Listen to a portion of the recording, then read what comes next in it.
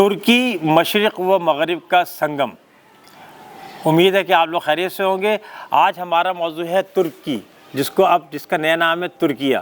ترکیہ پاکستان کا بہت اچھا دوست ملک بھی ہے، اور ہمارے اور ان کے درمیان میں صرف مفادات کا نہیں، محبتوں کا بھی سودا ہے۔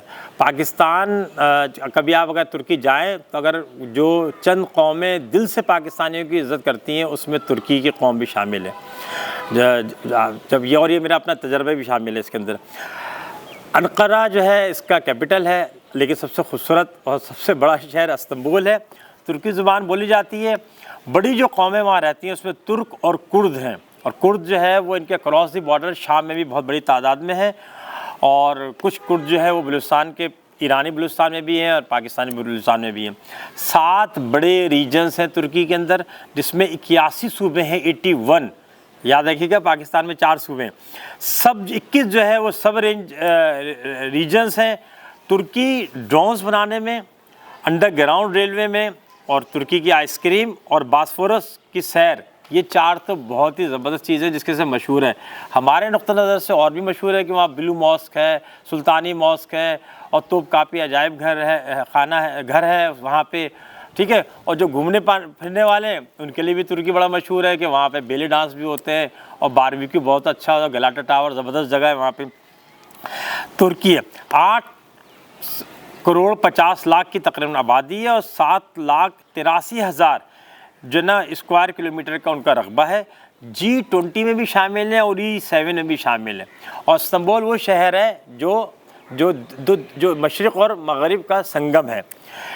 اگر آپ ان کی سرحدیں دیکھیں تو بڑے دلچسپ ہے، پاکستان سے تو نہیں ملتی ہے، لیکن ہاں ہم شروع کرتے ہیں ایران سے، کیونکہ ہماری بھی راستہ ایران سے ہوتا ہوا ہے۔ تو ایران، آرمینیا، جارجیا، ادھر پھر بلیک سی سامنے آ جائے گا، تو بلغاریہ آ گیا، شام آ گیا، اور عراق آ گیا۔ اس سے ترکی کی سرحدیں ملتی ہیں، لیکن قبرص اور کا حصہ بھی ہے۔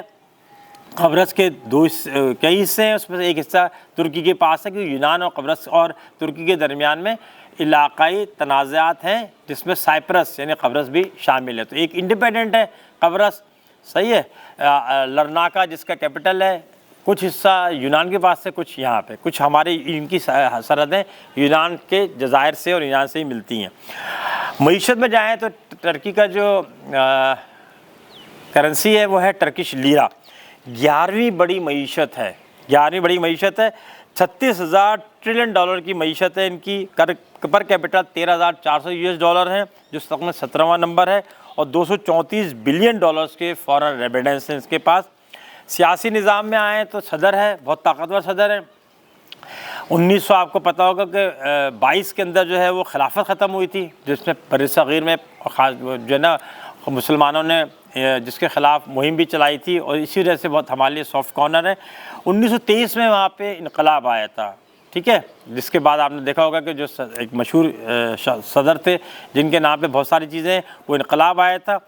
اور 1982 میں جو ہے نا وہ آئین بنا تھا جو آج کا آئین موجود ہے۔ تاریخ دیکھیں تو قدیم ترین تاریخوں میں شامل ہے۔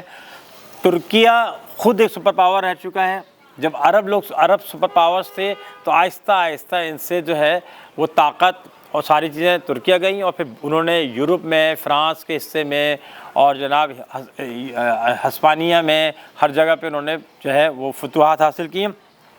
12 ادوار گزرے ہیں، ٹھیک ہے۔ پاکستان سے تعلقات اگر دیکھیں تو 1960 کی دہائی میں RCD معاہدہ ہوا تھا، جس میں چین، ایران، جس میں ترکی، ایران اور پاکستان شامل تھے۔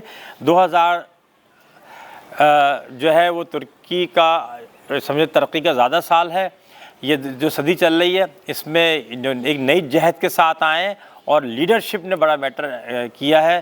اس وقت بڑی نیڈر ان کی لیڈرشپ ہے، اور یہ دنیا میں مسلمانوں کا بھی، اپنی قوم کا بھی، اپنے ملک کا بھی جو ہے نا وہ بہترین طریقے سے اپنی ساری بات کہہ رہے ہیں۔